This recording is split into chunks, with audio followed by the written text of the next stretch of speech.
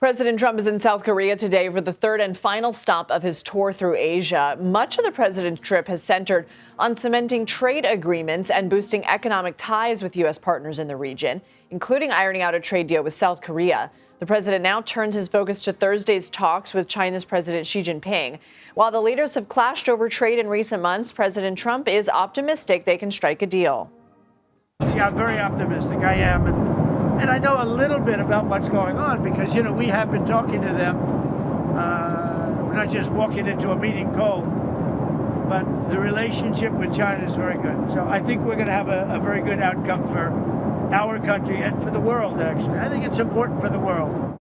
CBS News Executive Director of Politics, Fin Gómez, joins us now. So, Fin, President Trump says he's optimistic. We haven't heard the same from Beijing. To you, what are you expecting? What would a breakthrough look like? Yeah, that's a great question, Lindsay, because President Trump is heading into this meeting with China's Xi Jinping, projecting this confidence that we saw in that soundbite that you rolled. But he's called it a chance to, quote, reset trade and security ties with the United States' main superpower rival. But so far, Beijing has been far more cautious. Officials in Beijing have not yet voiced the same optimism publicly over a looming deal to end the trade war. And the meeting could be tense as China and the U.S. have clashed, as you know, Lindsay, for months in this tit-for-tat trade battle that has included these reciprocal tariffs. But we're not expecting a sweeping deal here. Instead, look for more modest steps like easing tariffs, boosting cooperation on critical minerals, an issue that's very key for the president and his administration.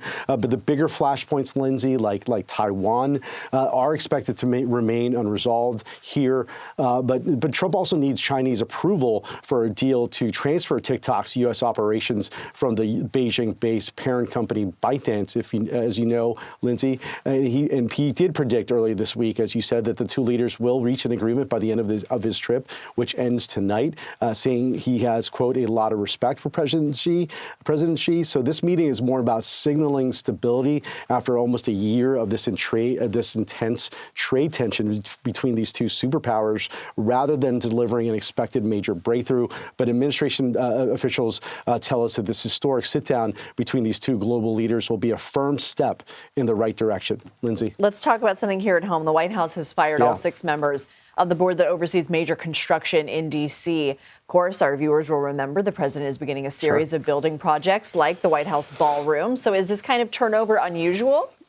Yeah, I would say it's rather this kind of turnover is rare. The White House abruptly removed all 6 members of the Commission of Fine Arts. That's the board that reviews major design and construction projects across D.C., federal projects.